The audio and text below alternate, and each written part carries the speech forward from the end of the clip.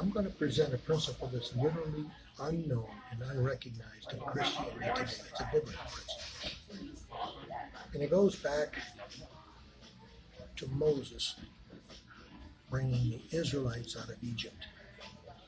Now, if you ask people who were God's chosen people, most will say they were the Jews. What you're going to find out is the word Jew was never used in the first 5 books of the Bible. He brought the Israelites out of Egypt, and eventually they went into the land of Canaan and set up the kingdom of Israel under Saul, and then David, and then Solomon. When Solomon died, the kingdom of Israel split into 2 nations.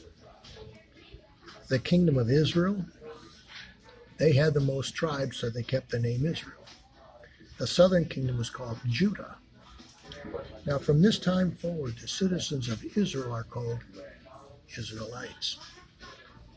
The citizens of Judah are called Jews. The word Jew was never used until the kingdom of Israel split. And the Jews actually went to war against the Israelites. That's not what we're taught today, are they?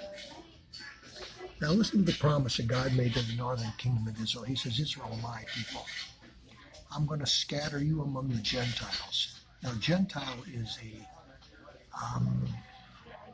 can't think of the word. It refers to a nation separate than yourself. Now, the kingdom of Israel, they had their own king, a separate king from the king of Judah. And so they were considered to be Gentiles by the Jews and vice versa. But listen to the promise God gives to the northern kingdom of Israel. He says, Israel, my people. I'm going to scatter you among the Gentiles, the nations. You're going to become known as my people. I'm going to multiply you like the grains of sand, and you're going to become known as my people. If you're going to become known as God's people, you're going to have to know who his son is, right? So you're going to be a nation of God's people, not know who you are, because you're going to lose your identity. I think I left that out. He says, you're going to lose your identity. I'm going to scatter you, multiply you like the grains of sand, the stars in the sky, become known as my people. And in the last days, I'm going to gather you to the promised land to become the most powerful, wealthy nation the world's ever known. A land of unwalled cities, a lending nation to the whole world, a missionary nation to the whole world, and have plenty of its own oil. Got any idea when the northern tribes of Israel migrated after the Assyrian captivity? Well, the tribe of Dan took its name up into northern Europe. We know it as Scandinavia. For those of you that watched the movie Braveheart, well, there was a whole line of Robert the Bruces, and one of the Robert the Bruces is responsible for having written the Declaration of Arbroath, which is the Scottish Declaration of Penance, which recognizes that the Scots are of Israelite descent and migrated to the Pillars of Hercules to their destination in Scotland. Ireland has similar records.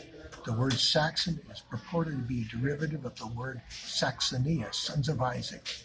Paul, writing to the Galatians, became the Gauls. For example, Charles de Gaulle. So here we had Israel all throughout Europe. My sheep hear my voice, become known as my people. Well, then if you're going to be his people, you have to know who my son is. They became the Christian freedom fighters of Europe. Now, hold together on this one. There's a Reformation. When Christ dies, many churches get set up, and the one that gains the most political clout becomes the Vatican. So all throughout Europe, Christianity prevails under the church.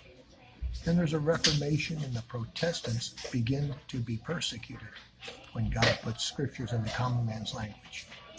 And the Protestants begin to be persecuted, and they had to flee out of Europe. Can you think of any one land that's made the people migrated from all over the world to one land for religious freedom? Which country has become the prophetic, most powerful, wealthy nation the world's ever known? Land of unwalled cities, lending nation to the whole world, missionary nation to the whole world, and have plenty of its own oil. Maybe it's time to recognize who the real Israel is in the promised land and where the final ball games are coming down.